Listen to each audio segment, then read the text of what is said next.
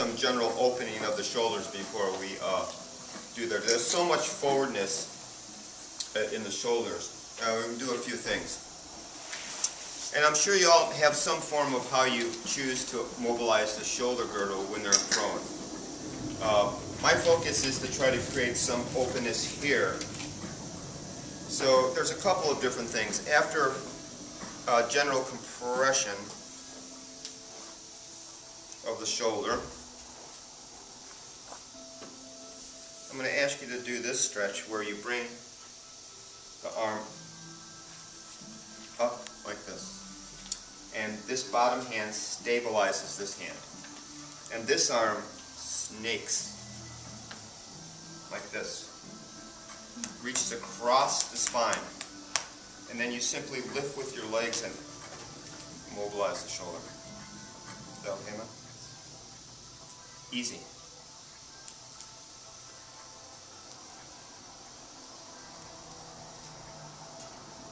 Okay.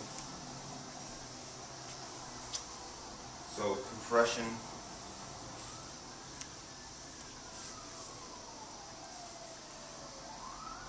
And when I'm compressing in between the spine and the vertebral border of the scapula first, just to get a little rhomboid loosening. And then on the back of the scapula for infraspinatus. And then also posterior deltoid. And then here, stabilize. Cross. I'm going to inhale, and on the exhale, just simply up. Look at all that movement you get in the shoulder girdle. And the reason I like doing it this way is because you don't compromise your own body posture, and you can lift with legs. Okay. And then, just to finish that off, you're going to ask the person to intertwine their fingers and place them behind their head. Okay. And then you're going to come from the head of the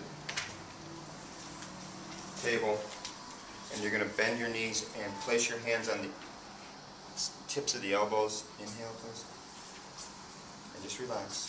And exhale. And you just lift like this. And it stretches the heck out of the front of the shoulder. And release. Again, inhale and exhale. Really simple, dynamic stretch for opening up the front of the shoulders. Put the arms down. We're going to come to one side and we're going to do general compressions here. So starting at the top of the shoulder, this top hand, heel of the hand goes in between the spine and the vertebral border of the scapula. Leaning in, compressing. So you compress down and away.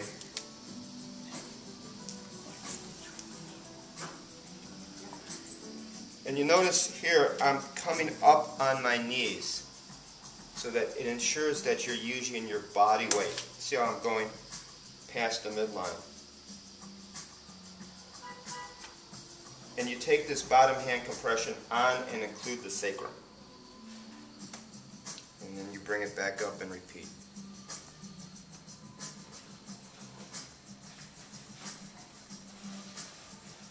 Compressing on the exhale. And adding that little lingering at the end.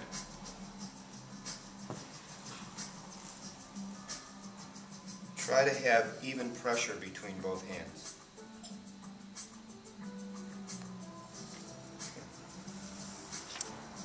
Okay. Now, we're going to do a couple of things. We're going to come like this. We're going to step across. Like that. We're going to bring the arm up over the table and sort of hook it like this with my foot so it's stable. And take our fingertips and come right up into that upper fibers of pec major first of all and just start to loosen that.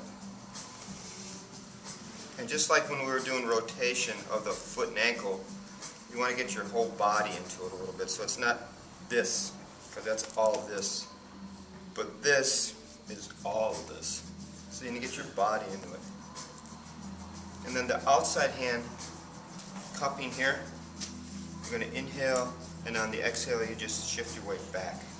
Get more openness.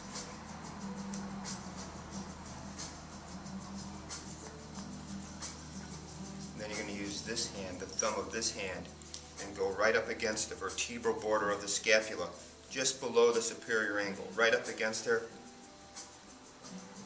Nice digital compression. And work all the way down to the inferior angle.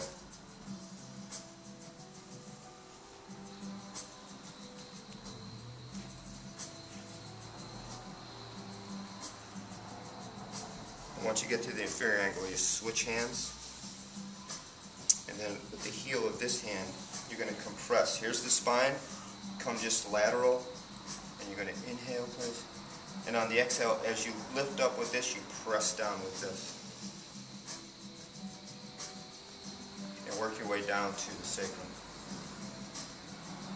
And again, it's not lifting so much as shifting my weight back.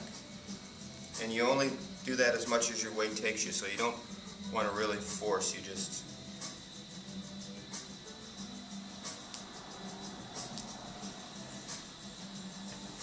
Okay. I have a question. Somebody has a frozen shoulder, is it also safe?